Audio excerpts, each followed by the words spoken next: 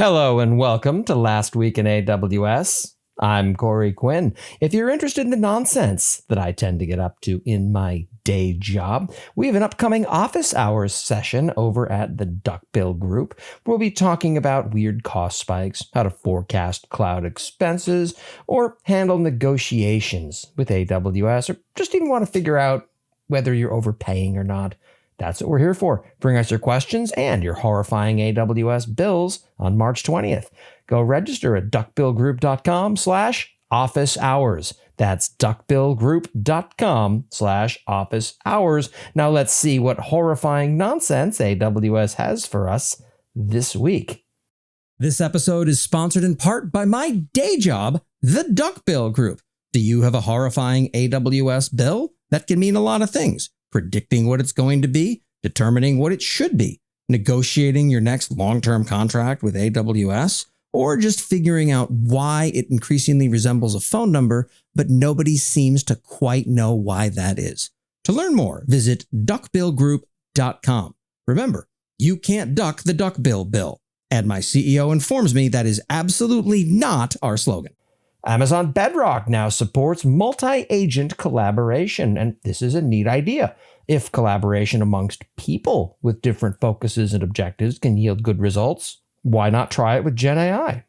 Amazon RDS for MySQL announces extended support minor 5.7.44. Okay, I'm not reading the rest of that version string, but that's right. They have a new extended support for a version, which means that RDS for MySQL has announced a price hike unless you stay on top of it. Amazon Route 53 Traffic Flow introduces a new visual editor to improve DNS policy editing. A visual UI for tuning your database performance is always a handy thing. Application Load Balancer announces integration with Amazon VPC IPAM. Okay, so finally there's a way to list a subset of IP addresses in various firewalls and then be sure that your load balancer IPs won't magically shift out of that range at various unpredictable intervals. This was very much in demand 10 years ago. Announcing the end of support for Node.js 14.x and 16.x in the AWS CDK. Goody! One more thing to update the next time I need to change a 3-year-old microservice to update a single string. Watch the recordings from AWS Developer Day 2025. Okay, now despite personally knowing at least 8 of the presenters that are named here, this post was the first that I'm hearing about AWS Developer Day 2025. Now, I want you to stop and think for a second about just how closely it is that I track everything that AWS does, and then wonder along with me just what kind of marketing missteps are required to make my previous sentence even remotely possible.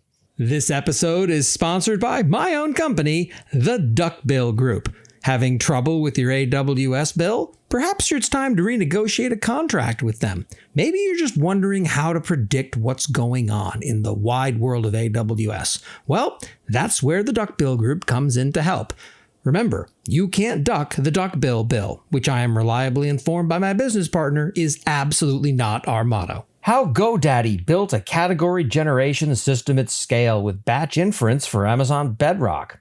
This post provides an overview of a custom solution developed by the for GoDaddy, a sentence fragment that makes no sense, just like so many uses of GenAI. Now, I could point out that it's ancient sysadmin wisdom to never put a company with daddy in its name in your production critical path, but that would just be shooting the elephant in the room.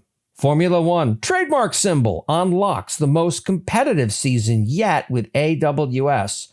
No, AWS. Making fun of you for being late to AI by pretending to be late to the Formula One race was my reInvent 2023 gag. Once again, you're too late to something. Secure Cloud Innovation starts at Reinforce 2025.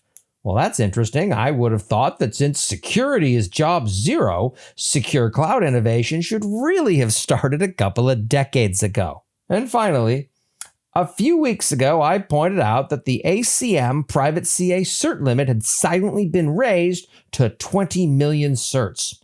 Now it's at 50 million certs, likewise, with no announcement. And that's what happened last week in AWS.